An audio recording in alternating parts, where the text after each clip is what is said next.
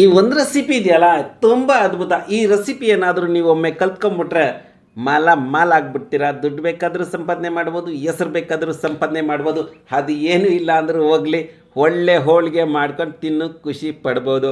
So ladies and gentle guys, welcome my channel taste of ಉಪಹಾರದಲ್ಲಿ ನಿಮಗೆ ಸ್ವಾಗತವಿದೆ. ಇವತ್ತು ತೊಗೊಂಬಂದಿರೋದು ರೆಸಿಪಿ ಹೋಳಿಗೆ ಹೇಗೆ ಮಾಡುವುದು ಅಂತ. ಬೇಕಾಗಿರೋ ಪದಾರ್ಥಗಳು: ಮೈದಾ 1 kg ತೊಗೊಂಡಿದ್ದೀನಿ ಮತ್ತು ರವೆ 1 kg ತೊಗೊಂಡಿದ್ದೀನಿ. ದೊಡ್ಡ ರವೆ, ಕಾರಣ ಇದೆ ಹೇಳ್ತೀನಿ. ಏಲಕ್ಕಿ ಬುಡ್ಡೆಗಳು, ತುಪ್ಪ, ಬೆಲ್ಲ, ಬೇಳೆ ನಾನು 2 ಥರ ತೊಗೊಂಡಿದ್ದೀನಿ: ಕಳೆಬೇಳೆ, ತೊಗರಿಬೇಳೆ. ಕಳೆಬೇಳೆ ತೊಗರಿಬೇಳೆ ಮಿಕ್ಸಿ, ಕಾರಣ ಇದೆ ಹೇಳ್ತೀನಿ. ಮತ್ತು ಎಣ್ಣೆ, ಗೋಲ್ಡ್ ವಿನ್ನರ್ ಸನ್ಫ್ಲವರ್ ಆಯಿಲ್. ನೀವು ಯಾವ ಎಣ್ಣೆ ಬೇಕಾದರೂ ತಗೊಳ್ಳಿ, ಮಾಡಿ ತಿನ್ನಿ, ಖುಷಿ ಪಡಿ. ಸೊ ವಿಡಿಯೋನ ಮುಂದೆ ಒರೆಸುವ. ರವೆ ನಾನು ತೊಗೊಂಡಿದ್ದೀನಿ, ದೊಡ್ಡ ರವೆ. ಕಾರಣ ಏನಂದರೆ, ಏನಾದರೂ ನೀವು ಬೈ ಮಿಸ್ಟೇಕು ದೊಡ್ಡ ರವೆ ಹಾಕ್ಕೊಂಬಿಟ್ರೆ ಅದನ್ನು ಹೇಗೆ ಮಾಡ್ಬೋದು ಅಂತ ತೋರಿಸ್ಕೊಡೋಗೋಸ್ಕರನೇ ತಗೊಂಬಂದಿರೋ ಈ ವಿಡಿಯೋ. 1 kg ರವೆನ ಜಡಿ ಮಾಡಿಕೊಂಡೆ ಮತ್ತು 1 kg ಮೈದಾ ಜಡಿ ಮಾಡಿಕೊಂಡು ಅದರಲ್ಲಿ ಸ್ವಲ್ಪ ಅರಿಶಿನ ಪುಡಿ ಸ್ವಲ್ಪ ಜಾಸ್ತಿ ಹಾಕ್ಕೊಳ್ಳಿ, ಕಲರ್ ಚೆನ್ನಾಗಿ ಬರುತ್ತೆ, ಹೆಲ್ತ್ಗೂ ಒಳ್ಳೆಯದು. ಸೊ ನೀರು ಹಾಕ್ಕೊಂಡು ಚೆನ್ನಾಗಿ ಕಲಿಸ್ಬೇಕು ಹದವಾಗಿ. ಇಲ್ಲಿ ಜಾಸ್ತಿ ಸಾಫ್ಟಾಗಿ ಕಲಿಸುವಾಗಿಲ್ಲ, ಸ್ವಲ್ಪ ಗಟ್ಟಿಯಾಗಿ ಕಲಿಸ್ಕೊಳ್ಳೋಣ. ಸೊ ವಿಡಿಯೋದಲ್ಲಿ ತುಂಬ ವಿಷಯಗಳಿದ್ದಾವೆ, ಕಲಿಯುವಂಥ ವಿಷಯ ಇದೆ. ಕಲ್ತ್ಕೊಳ್ಳಿ, ಮಾಡ್ಕೊಳ್ಳಿ.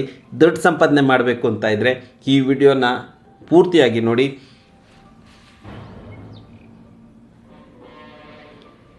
ಮುನ್ಸಾಮಿ ಮೈದಾ ಡೋ ರೆಡಿ ಮಾಡ್ತಾ ಇದ್ದಾರೆ. ಮೈದಾ ಮತ್ತು ಚಿರೋಟಿ ರವೆ. ಆ್ಯಕ್ಚುಲಿ ಪ್ರತಿಯೊಂದು ಕ್ಯಾಟ್ರರ್ಸ್ ಅವರು ಅಡುಗೆ ಮಾಡುವಾಗ ಚಿರೋಟಿ ರವೆ ಹಾಕ್ಕೊತಾರೆ. ನಾನು ದೊಡ್ಡ ರವೆ ಹಾಕ್ಕೊಂಡಿದ್ದೀನಿ, ನಿಮಗೆ ತೋರಿಸೋದಕ್ಕೋಸ್ಕರನೇ.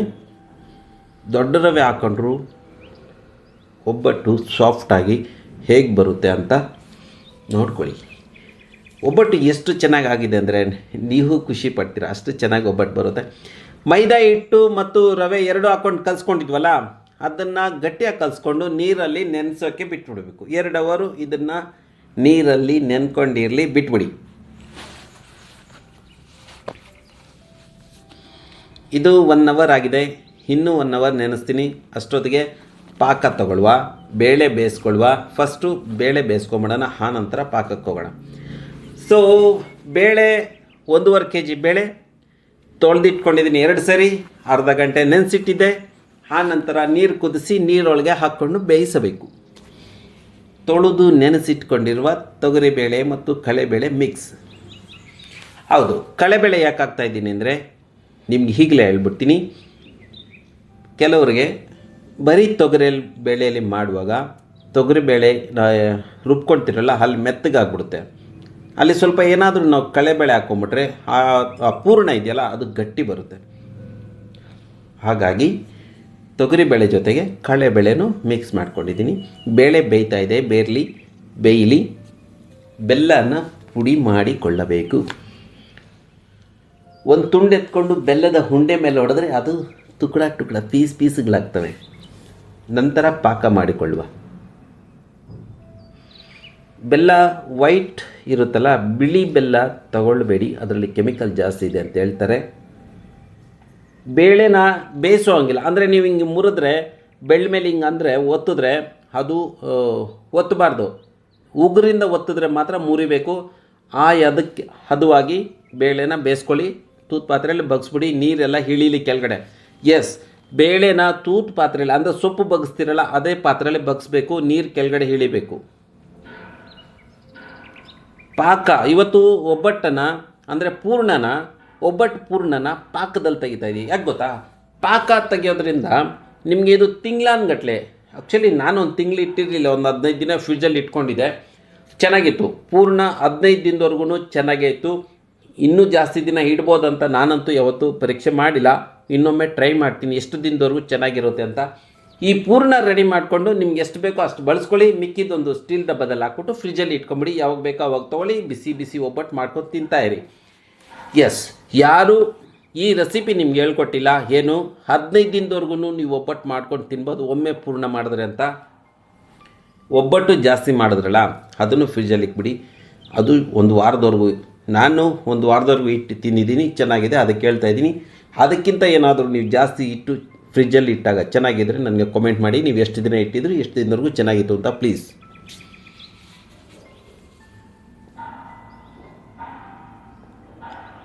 ಪಾಕ, ಬೆಲ್ಲದ ಪಾಕ ಚೆನ್ನಾಗಿ ಬರಬೇಕು. ಬೆಲ್ಲದ ಪಾಕದ ಸ್ಟ್ರಕ್ಚರ್ ನಾನು ನಿಮಗೆ ಪೂರ್ತಿಯಾಗಿ ತೋರಿಸ್ತೀನಿ. ಬೆಲ್ಲದ ಸ್ಟ್ರಕ್ಚರ್ ಹೇಗೆ ಬರಬೇಕು ಅಂತ. ಸೇಮ್ ಕಜ್ಜಾಯಗೆ ಪಾಕ ತೆಗಿತೀವಲ್ಲ ಅದೇ ರೀತಿ, ಕಜ್ಜಾಯಕ್ಕೆ ಯಾವ ರೀತಿ ಪಾಕ ತೆಗಿತೀವೋ ಅದೇ ರೀತಿ ನಾವು ಪೂರ್ಣಕ್ಕೂ ಬೆಲ್ಲ ಪಾಕ ತೆಗಿಯಬೇಕು. ಈಗ ಬೆಲ್ಲದ ಪಾಕ ಚೆನ್ನಾಗಿ ಬಂದಿದೆ. ಬಗ್ಸಿಟ್ಕೊಂಡಿದ್ದೀವಲ್ಲ ಬೇಳೆನ ಇದಕ್ಕೆ ಸೇರಿಸುವ.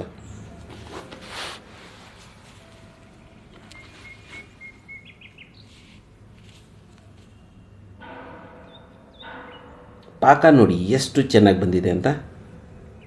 ಸ್ಟ್ರಕ್ಚರ್ ನೋಡಿ ಹೇಗಿದೆ. ಸ್ವಲ್ಪ ನೀರು ಹಾಕ್ಕೊಬೇಕು. ನಾನು ನಿಮ್ಗೆ ನೀರು ಹೇಳೋದು ಮರ್ತುಬಿಟ್ಟಿದ್ದೆ. ಒಂದು ಅರ್ಧ ಗ್ಲಾಸು, ನಾವು ಟೀ ಕುಡಿತೀವಲ್ಲ ಅರ್ಧ ಗ್ಲಾಸ್ ನೀರು ಹಾಕ್ಕೊಂಡಿದ್ದ 1.5 kg ಬೆಲ್ಲಕ್ಕೆ. ಈ ಹೋಳಿಗೆ ತಯಾರು ಮಾಡ್ತಿರೋರು ಮುನ್ಸಾಮಿ ಬಂದಿದ್ದಾರೆ ಇವತ್ತು ಒಬ್ಬಟ್ಟು ಮಾಡೋಕ್ಕೆ ಅಂತಲೇ. ಆ್ಯಕ್ಚುಲಿ ನನಗೆ ಮಾಡೋಕ್ಕೆ ಟೈಮ್ ಇರೋದಿಲ್ಲ. ನಮ್ಮದು ಹೋಟ್ಲಲ್ಲಿ ಟೈಮ್ ಇರೋಲ್ಲ. ಆ್ಯಕ್ಚುಲಿ ಗಿರಾಕಿ ಬರ್ತಾ ಇರ್ತಾರೆ, ಅವ್ರು ಬರ್ತಾರೆ, ಇವ್ರು ಬರ್ತಾರೆ, ಅದು ಕೊಡು ಇದು ಕೊಡು ಅಂತಾರೆ. ಒಬ್ಬಟ್ಟು ಮಾಡೋಷ್ಟು ಟೈಮ್ ಇರೋಲ್ಲ. ಆವಾಗ ಮುನ್ಸಾಮಿನ ಕರ್ಸ್ಕೊಂಡು ಮಾಡಿಸ್ಕೊತಾ ಇರ್ತೀವಿ. ಸೊ ಈ ಒಬ್ಬಟ್ಟಲ್ಲಿ ಲಾಭನೇ ಸಿಕ್ಕಾಪಟ್ಟೆ ಇದೆ. ಹೆಂಗೆ ಗೊತ್ತಾ, ನೀವು ಕಲ್ತಿದ್ರೆ, ನೀವು ಸ್ವಯಂ ಒಬ್ಬಟ್ಟು ಮಾಡೋದು ಕಲ್ತ್ಕೊಂಡಿದ್ದೀರ ಅಂದರೆ ನೀವು ಸಿಕ್ಕಾಪಟ್ಟೆ ಲಾಭ ಪಡಿಬೋದು. ಕ್ಯಾಟ್ರಿನ್ ಆರ್ಡರ್ ಮಾಡ್ಬೋದು. ನಿಮ್ಮ ಮನೆ ಮುಂದೆ ಒಂದು ಬೋರ್ಡ್ ಹಾಕ್ಕೊಳ್ಳಿ, ಒಬ್ಬಟ್ಟು ದೊರೀತದೆ ಅಂತ. ಹೌದು, ತುಂಬಾ ಇಂಪಾರ್ಟೆಂಟು. ನೀವೇನಾದರೂ ಒಬ್ಬಟ್ಟು ರೆಸಿಪಿ ಕಲ್ತ್ಕೊಂಡ್ಬಿಟ್ರೆ ಸಿಕ್ಕಾಪಟ್ಟೆ ದುಡ್ಡು ಸಂಪಾದನೆ ಮಾಡ್ಬೋದು. ಆ್ಯಕ್ಚುಲಿ ಎಷ್ಟು ಊರುಗಳಲ್ಲಿ ಒಬ್ಬಟ್ಟು ಮಾಡೋರು ಇದ್ದಾರೆ ಹೇಳಿ ನೋಡೋಣ. ಹೇಳಿ, ಇವು ಕೋಲಾರಲ್ಲೆಲ್ಲ ಹುಡ್ಕಿದ್ರೆ, ಕೋಲಾರ ಎಷ್ಟೊಂದು ದೊಡ್ಡ ಸಿಟಿ, 1.5 ಲಕ್ಷ ಜನ ಇದ್ದಾರೆ ಕೋಲಾರಲ್ಲಿ. ಎಷ್ಟು ಜನ ಕಲಿತಾರೆ? 2-3 ಮಾಡ್ತಾಯಿದ್ದಾರೆ ಅಷ್ಟೇ. ನೀವೇನಾದರೂ ಒಬ್ಬಟ್ಟು ಕಲ್ತ್ಕೊಂಬಿಟ್ಟು ನಿಮ್ಮ ಮನೆ ಮುಂದೆ ಆಚೆ ಒಂದು ಬೋರ್ಡ್ ಹಾಕ್ಬಿಟ್ರೆ ಒಬ್ಬಟ್ಟು ದೊರೀತದೆ ಅಂತ ನೀವು ಒಳ್ಳೆ ದುಡ್ಡು ಸಂಪಾದನೆ ಮಾಡ್ಬೋದು. ಎಸ್, ಈ ಒಂದು ರೆಸಿಪಿಲಿ ಆ ಶಕ್ತಿ ಇದೆ. ನೀವು ದುಡ್ಡು ಸಂಪಾದನೆ ಮಾಡ್ಬೋದು, ಹೆಸರು ಸಂಪಾದನೆ ಮಾಡ್ಬೋದು.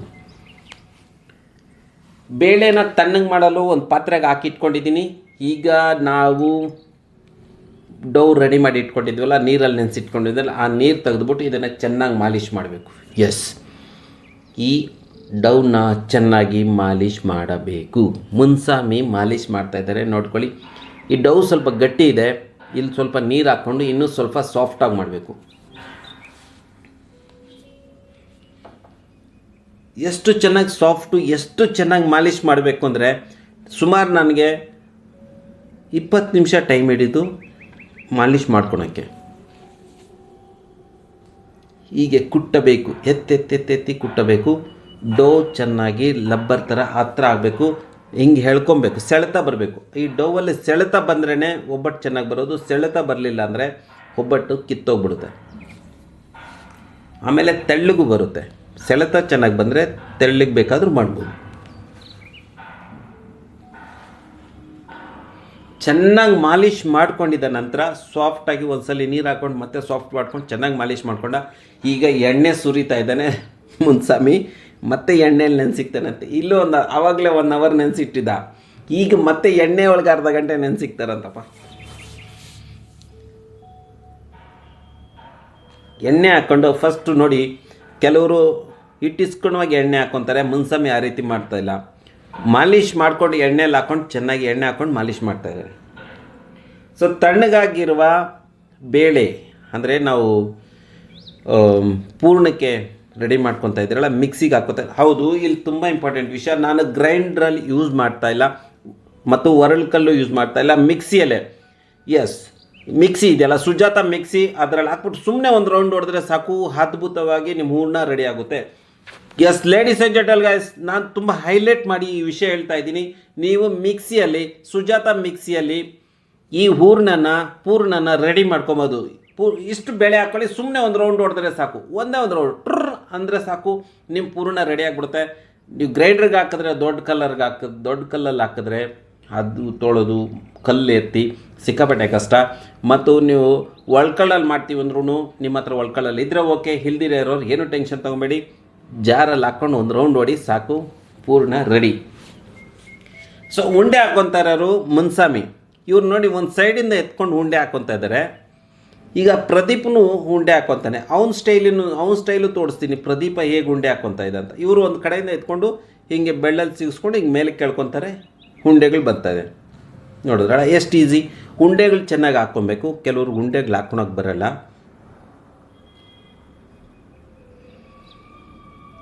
ಎಣ್ಣೆಯಲ್ಲಿ ನೆನೆಸಿಟ್ಟಿದ್ರಲ್ಲ, ಈಗ ಉಂಡೆಗಳು ಅಷ್ಟೇ ನೀಟಾಗಿ ಬರ್ತದೆ ನೋಡಿ. ಈಗ ಪ್ರದೀಪ್ ಹಾಕ್ಕೊತಾ ಇದ್ದೀನಿ, ಮಧ್ಯದಲ್ಲಿ ಹಿಂಗೆ ಬೆಳ್ಳಿಂಗ್ ಅಂತಾನೆ ಮೇಲ್ಗಡೆ ಉಂಡೆ ಬರುತ್ತೆ. ಒಬ್ಬೊಬ್ರದ್ದು ಒಂದೊಂದು ಸ್ಟೈಲ್ ಇರುತ್ತೆ ಉಂಡೆಗಳು ಹಾಕ್ಕೊಳಕ್ಕೆ. ಈ ಸ್ಟೈಲ್ ಯಾವುದೇ ಒಂದು ಸ್ಟೈಲ್ ಆಗಲಿ, ಉಂಡೆಗಳನ್ನ ನೀಟಾಗಿ ತೊಗೊಬೇಕು, ಒಂದೇ ಸೈಜ್ ತೊಗೊಬೇಕು ಅಂದರೆ ಈ ರೀತಿ ನೀವು ಕಲ್ತ್ಕೊಳ್ಳಿ.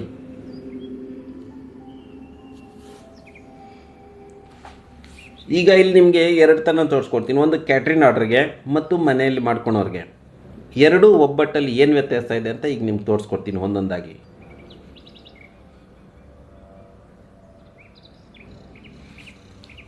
ನಾನು ಕ್ಯಾಟ್ರಿನ್ ಆರ್ಡ್ರ್ ಅಂತ ಯಾಕೆ ಹೇಳ್ತಾ ಇದ್ದೀನಿ ಅಂದರೆ, ನೀವೇನಾದರೂ ಒಂದು ಕ್ಯಾಟ್ರಿನ್ ಆರ್ಡ್ರ್ ಬಿಸ್ನೆಸ್ ಸ್ಟಾರ್ಟ್ ಮಾಡಬೇಕು ಅಂತ ಐತೆ ಅಂದರೆ ಇಲ್ಲಿಂದ ಸ್ಟಾರ್ಟ್ ಮಾಡಿ, ಒಬ್ಬಟ್ಟಿಂದ ಸ್ಟಾರ್ಟ್ ಮಾಡಿ. ಇಲ್ಲಿ ನಿಮಗೆ ಏನೂ ಇನ್ವೆಸ್ಟ್ಮೆಂಟ್ ಇಲ್ಲ. ಮನೆಯಲ್ಲೇ ಒಬ್ಬಟ್ಟು ಮಾಡ್ಕೊಳ್ಳಿ, ಆರ್ಡ್ರ್ ತೊಗೊಂಡೋಗಿ ಕೊಡಿ. ಮನೇಲಿ ಒಬ್ಬಟ್ಟು ಮಾಡಿ ಶಾಪುಗಳಲ್ಲಿ ಕೊಡಿ, ಸ್ವೀಟ್ ಸ್ಟಾಲ್ ಕೊಡಿ, ಬೇಕ್ರಿಗೆ ಕೊಡಿ, ಹೋಟ್ಲುಗಳಿಗೆ ಕೊಡಿ. ಒಳ್ಳೆ ಲಾಭ. ನೀವು ಸ್ವಂತ ಮಾಡಿದ್ರೆ ನಿಮ್ಗೆ ಒಳ್ಳೆ ಲಾಭ ಇದೆ. ನಾವು ಒಬ್ಬ ಮನುಷ್ಯನ ಕರೆಸಿ ಅವನ ಕೈಲಿ ಒಬ್ಬಟ್ಟು ಮಾಡಿಸಿ ಮಾರ್ತೀವಿ ಅಂದರೆ ಲಾಭ ಬರೋದಿಲ್ಲ. ಯಾಕೆ ಗೊತ್ತಾ, ಇವತ್ತು ಬೇಕ್ರಿಯಲ್ಲಿ 25ರಿಂದ 30 ರೂಪಾಯಿ ಒಂದು ಒಬ್ಬಟ್ಟು ಸಿಗುತ್ತೆ ಹೋಳಿಗೆ, ಹೌದಾ ಇಲ್ವಾ?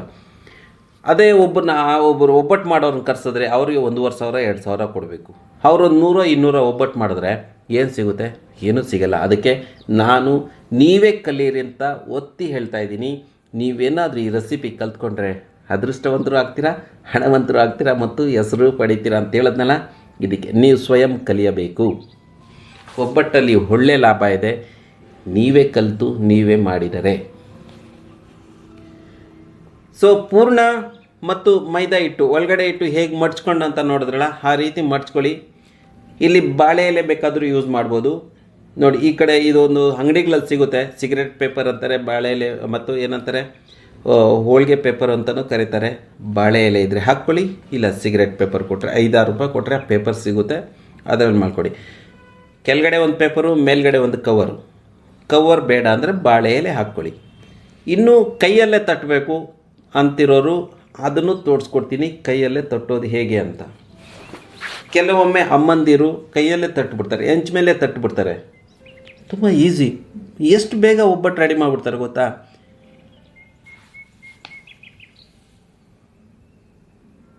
ಈ ರೀತಿ ಬೆಳ್ಳಗಳಿಂದ ಎಳ್ಕೊಳ್ಳಿ. ಇಲ್ಲಿ ನೋಡ್ಕೊಳ್ಳಿ, ಕಲಿಯೋರಿಗೆ ತುಂಬಾ ಕಷ್ಟ ಆಗುತ್ತೆ. ಈ ರೀತಿ ಬೆಳ್ಳಲ್ಲಿ ತೆಳ್ಳುವಾಗ ಮೈದಾ ಹೋಗ್ಬಿಡುತ್ತೆ, ಹೂರಣ ಒಳಗಡೆ ಇದ್ದುಬಿಡುತ್ತೆ. ಸೊ ಹಂಗಾಗಬಾರ್ದು. ಮೈದಾ ಹೂರಣ ಎಲ್ಲವೂ ಸರಿಯಾಗಿ ಸಮನಾಗಿ ಆಚೆ ಹೋಗ್ಬೇಕು. ಅಂದರೆ ಹಿಂಗೆ ತೆಳ್ತೀವಲ್ಲ, ಕೊನೆಗೆ ತೆಳ್ಳುವಾಗ ಎರಡೂ ಸೇಮ್ ಆಗಬೇಕು ನೋಡಿ. ಎಲ್ಲ ಕರೆಕ್ಟಾಗಿ ಮೈದಾ ಹೂರಣ ಕರೆಕ್ಟಾಗಿ ಆಚೆ ಬಂದಿದೆ, ಆ ರೀತಿ ಹಗ್ಲುಕ್ಕಾಗಿದೆ. ಹೆಂಚ ಮೇಲೆ ಸ್ವಲ್ಪ ಬಿಸಿ ಇರೋ ಹೆಂಚ ಮೇಲೆ ಒಂಚೂರು ಎಣ್ಣೆ ಹಾಕ್ಕೊಳ್ಳಿ, ಕೆಳಗಡೆ ಇರೋ ಪೇಪರನ್ನ ಎತ್ತಿ ಬಗ್ಸ್ಬಿಡಿ, ರೆಡಿ. ಇಲ್ಲೊಂದು ತುಂಬ ಇಂಪಾರ್ಟೆಂಟ್ ವಿಷಯ ಅಂದರೆ, ಕ್ಯಾಟ್ರಿಂಗ್ ಮಾಡೋರು ಒಂದೇ ಕಡೆ ಬೇಯಿಸ್ಬೇಕು, ಮತ್ತೊಂದು ಕಡೆ ಮಗಚ್ಬಿಡ್ಬೇಕು. ಅಂದರೆ 80% ಮಗ್ಚಿ 10% ಹಂಗೆ ಇರಲಿ. ಈ ಕಡೆ ಮಗ್ಚಿದ ತಕ್ಷಣ 80% ಮಗ್ಸ್ಬಿಡಿ, ಹಂಗೆ ಎತ್ಬಿಡಿ, ಮತ್ತೆ ತಿರುಗಿಸೋಂಗಿಲ್ಲ. ಓಕೆನಾ? ಇದು ಕ್ಯಾಟ್ರಿಂಗ್ ಆರ್ಡರ್ಗೆ. ಮನೆಗೆ ಮಾಡೋರಿಗೆ ಹೇಳ್ಕೊಡ್ತೀನಿ ಹೇಗೆ ಮಾಡಬೇಕು ಅಂತ.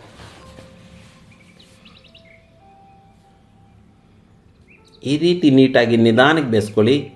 ಜಾಸ್ತಿ ಫ್ಲೇಮ್ ಹೈಯಲ್ಲಿ ಇಕ್ಬೇಡಿ, ಲೋ ಅಲ್ಲಿ ಇಟ್ಕೊಂಡು ನಿಧಾನಕ್ಕೆ ಬೇಯಿಸ್ಕೊಳ್ಳಿ. ಈ ರೀತಿ ಮಡ್ಚ್ಕೊಳ್ಳಿ ನೋಡಿ. 90% ಮಡ್ಚಿದ್ವಿ, 10% ಹಾಗೆ ಎದ್ದೋಗಿದೆ, ಇಷ್ಟೇ. ಇದನ್ನು ಸ್ವಲ್ಪ ಬಿಸಿ ಆದರೆ ತೆಗೆದುಬಿಟ್ರೆ ಸಾಕು, ಸಾಫ್ಟಾಗಿರುತ್ತೆ. 2-3 ದಿನ ಇಟ್ಟರೂ ಹೀಗೆ ಸಾಫ್ಟಾಗಿರುತ್ತೆ. ಇದು ಮನೆ ರೆಸಿಪಿ ಒಬ್ಬಟ್ಟು. ಮನೆಗೆ ಸ್ವಲ್ಪ ದೊಡ್ಡದಾಗಿ ಹೂರಣ ತೊಗೊಂಡಿದ್ದೀನಿ, ಮೈದಾ ಸೇಮ್, ಹೂರಣ ಮಾತ್ರ ದೊಡ್ಡದು. ಈ ರೀತಿ ಮಡ್ಚ್ಕೊಳ್ಳಿ, ಈ ರೀತಿ ಮಡ್ಚ್ಕೊಳ್ಳಿ, ಈ ರೀತಿ ಎಳ್ಕೊಳ್ಳಿ. ಈ ಮಧ್ಯಕ್ಕೆ ಬಂದಮೇಲೆ ಈ ರೀತಿ ಗುಂಡಿಗೆ ಸೇರಿಸ್ಬಿಡಿ ಮತ್ತು ಈ ರೀತಿ ಗುಂಡಿಗೆ ಮಾಡಿ ಕೆಳಗಡೆ ಇಟ್ಬಿಡಿ.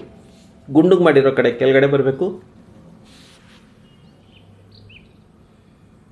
ನೋಡಿರಿ. ಇದು ಕ್ಯಾಟ್ರಿಂದು ಚಿಕ್ಕದು, ಈ ಕಡೆ ಇದು ದೊಡ್ಡದಿಲ್ಲ, ಹೋಮ್ ಮೇಡು. ಮನೆಯವರಿಗೆ ದೊಡ್ಡ ಉಂಡೆಗಳು ನೋಡಿ. ದೊಡ್ಡ ಉಂಡೆ ಮನೆಗೆ, ಚಿಕ್ಕ ಉಂಡೆ ಕ್ಯಾಟ್ರಿನ್ ಆರ್ಡ್ರಿಗೆ. ಅಲ್ಲ, ಕ್ಯಾಟ್ರಿನ್ ಆರ್ಡ್ರಿಗೂ ದೊಡ್ಡ ಉಂಡೆ ಹಾಕ್ಕೊಬೋದು, ಲಾಭ ಕಮ್ಮಿ ಆಗುತ್ತೆ ಅಷ್ಟೇ.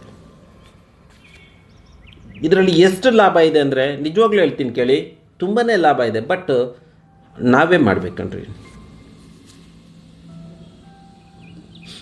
ಇಷ್ಟು ಚೆನ್ನಾಗಿ ಹೂರಣ ಮತ್ತು ಹಿಟ್ಟು ನೀಟಾಗಿ ಹಾಕ್ಕೊಂಡು ಕಲಿಸ್ಕೊಂಡಿದ್ವಿ. ಈ ರೀತಿ ಎಣ್ಣೆಲಿ ಹತ್ಕೊಳ್ಳಿ. ನಾವು ಪೇಡ ರೆಡಿ ಮಾಡಿ ಇಟ್ಕೊಂಡಿದ್ದ ಈ ರೀತಿ ಎಣ್ಣೆ ಹಾಕ್ಕೊಂಡು ಈ ರೀತಿ ಒತ್ಕೊಂಡು ಅದ್ರ ಮೇಲೆ ಕವರ್ ಹಾಕ್ಕೊಂಡು ತಟ್ಕೊಳ್ಳಿ. ಈ ರೀತಿ ತಟ್ಕೊಂಡ್ರೆ ನೀಟಾಗಿ ಮನೆ ಒಬ್ಬಟ್ಟಿಗೆ ಜಾಸ್ತಿ ತಟ್ಟಬೇಕಾಗಿಲ್ಲ, ಮಂದ ಬೇಕಾದರೆ ಮಂದ ತಟ್ಕೊಳ್ಳಿ. ಈ ರೀತಿ ಬೆಳ್ಳಲ್ಲಿ ತೆಳ್ಳಿ, ಆ ಕಡೆ ಈ ಕಡೆ ಈ ಕಡೆ ಆ ಕಡೆ ಗುಂಡಿಗೆ ತೆಳ್ಳಿ.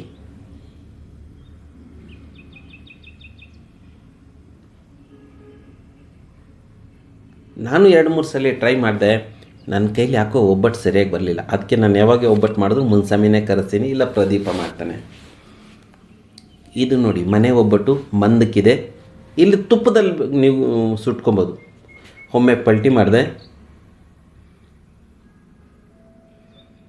ಇನ್ನು ಸ್ವಲ್ಪ ಪಲ್ಟಿ ಮಾಡಿ ನೋಡುವಾಗ ನೋಡಿ, ಮನೇಲಿ ಬೇಯಿಸೋರು, ಮನೆಗೋಸ್ಕರ ಬೇಯಿಸ್ಕೊಂಡವ್ರು 2-3 ಸಲ ಪಲ್ಟಿ ಮಾಡ್ಕೊಂಡು ಬೇಯಿಸ್ಕೊಳ್ಳಿ. ಮೇಲೆ ತುಪ್ಪ ಹಾಕೊಂಡು ತಿನ್ಕೊಳ್ಳಿ. ಸೊ ಮನೆ ಒಬ್ಬಟ್ಟದ್ದು ಮಂದ ಇರುತ್ತೆ, ಕ್ಯಾಟ್ರಿನ್ ಆರ್ಡ್ರದ್ದು ತೆಳ್ಳಗಿರುತ್ತೆ. ನೀವು ಕಾಯಿ ಒಬ್ಬಟ್ಟು ಬೇಕಾದರೆ ನಾನು ಕಾಯಿ ಒಬ್ಬಟ್ಟದಂತೆ ಒಂದು ವಿಡಿಯೋ ಹಾಕಿದ್ದೀನಿ, ಅದರ ಲಿಂಕನ್ನು ಡಿಸ್ಕ್ರಿಪ್ಷನಲ್ಲಿ ಕೊಟ್ಟಿರ್ತೀನಿ. ಕಾಯಿ ಒಬ್ಬಟ್ಟು ಕಲ್ತ್ಕೊಳ್ಳಿ, ಒಳ್ಳೆ ದುಡ್ಡು ಸಂಪಾದನೆ ಮಾಡ್ಕೊಳ್ಳಿ. ಅದರಲ್ಲಿ ಜಾಸ್ತಿ ಲಾಭ ಇದೆ ಮತ್ತು ಅದು ಜಾಸ್ತಿ ದಿನ ಬರುತ್ತೆ. ಇದು ನಾನು 15 ದಿನ 20 ದಿನ ಇಟ್ಕೊಂಡು ಟ್ರೈ ಮಾಡಿದ್ದೆ, ಅದನ್ನು ತಿಂಗಳಾನ್ಗಟ್ಟಲೆ ಇಟ್ಟಿದ್ದೀನಿ. ಆ ಒಂದು ರೆಸಿಪಿ ನೀವು ಕಲ್ತ್ಕೊಂಬಿಟ್ರೆ, ಕಾಯಿ ಒಬ್ಬಟ್ಟದ್ದು ಏನಾದರೂ ಕಾಯಿ ಹೋಳಿಗೆದು ಕಲ್ತ್ಕೊಂಬಿಟ್ರೆ ಸಿಕ್ಕಾಪಟ್ಟೆ ದುಡ್ಡಿದೆ ಕಣ್ರಿ, ನಿಜ. ಯಾಕೆ ಗೊತ್ತಾ, ಕಾಯಿ ಹೂರಣ ಬೇಗ ಕೆಡೋದಿಲ್ಲ, ಬೇಳೆ ಹೂರಣ ಬೇಗ ಕೆಟ್ಟೋಗುತ್ತೆ. ಒಂದ್ಸಲಿ ಮಾಡಿ ಒಂದು ಡಬ್ಬದಲ್ಲಿ ಹಾಕಿ ಫ್ರಿಡ್ಜಲ್ಲಿ ಇಟ್ಬಿಟ್ರೆ ಆರ್ಡ್ರ್ ಬಂದಾಗೆಲ್ಲ ಮಾಡಿಕೊಡ್ತಾ ಇರೋದಷ್ಟೇ. ಬರೀ ಒಬ್ಬಟ್ಟು ಸುಡೋದಷ್ಟೇ. ನಿಮ್ಮ ಮನೆ ಮುಂದೆ ನೀವು ಬೋರ್ಡ್ ಹಾಕ್ಬಿಡಿ, ಒಬ್ಬಟ್ಟು ಜೋರಿತೀರಂತ ಒಳ್ಳೆ ದುಡ್ಡು ಸಂಪಾದನೆ ಮಾಡಬಹುದು.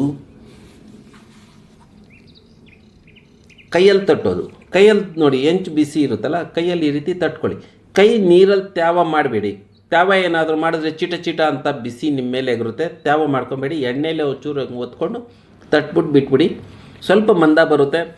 ಕೆಲವರು ತೆಳ್ಳಗೆ ಮಾಡ್ತಾರೆ ಕಲ್ತಿರೋರು, ನೀವು ಕಲ್ತಿದ್ರೆ ಈ ರೀತಿನೇ ಮಾಡ್ಕೊಳ್ಳಿ. ಬಾಳೆ ಎಲೆ ಯೂಸ್ ಮಾಡಿದ್ರೆ ತುಂಬ ಅದ್ಭುತ. ಬಾಳೆ ಎಲೆ ಇಲ್ಲ, ಎಲ್ಲ ಕಡೆ ಬಾಳೆ ಎಲೆ ಸಿಗೋದಿಲ್ವಲ್ಲ. ಇವಾಗ ನಮಗೆ ಬಾಳೆ ಎಲೆ ಬೇಕು ಅಂದರೆ ಸಿಗೋದಿಲ್ಲ. ಏನು ಮಾಡ್ತೀವಿ, ಪೇಪರಲ್ಲೇ ಮತ್ತು ಪ್ಲಾಸ್ಟಿಕಲ್ಲೇ ಮಾಡಬೇಕಾಗಿ ಬರುತ್ತೆ, ಸಮಯ ಅನುಸಾರ. ಸೊ ಒಂದ್ಸಲಿ ಚೆನ್ನಾಗಿ ಬೆಂದಿತ್ತು, ಮತ್ತೆ ಮಗ್ಚ್ಕೊಂಡಿದ್ದೀರಿ. ಈಗ ಚೆನ್ನಾಗಿ ಬೇಯಿಸ್ಬಿಟ್ರೆ ಹೋಳಿಗೆ ರೆಡಿ.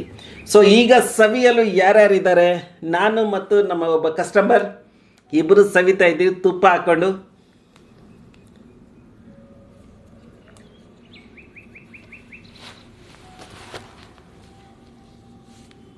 ಹೀಗೆ ಇವರೇ ಹೇಳ್ತಾರೆ ಹೇಗಾಗಿದೆ ಒಬ್ಬಟ್ಟು ಅಂತ.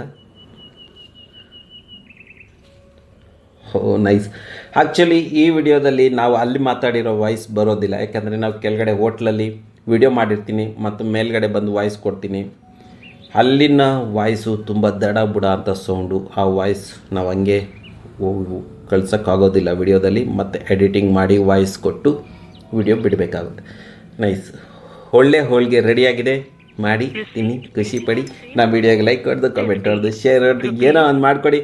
So ladies and gentle guys, ಈ ರೆಸಿಪಿ ನೀವು ಕಲ್ತ್ಕೊಳ್ಳಿ, ದುಡ್ಡು ಸಂಪಾದನೆ ಮಾಡ್ಕೊಳ್ಳಿ, ಒಳ್ಳೆ ಹೆಸರು ಪಡ್ಕೊಳ್ಳಿ. ಕ್ಯಾಟ್ರಿನ್ ಆರ್ಡರ್ಗೋಸ್ಕರ ಈ ಒಂದು ರೆಸಿಪಿ ತೊಗೊಂಬಂದಿದ್ದು. Thank you so much every ಬಡಿ.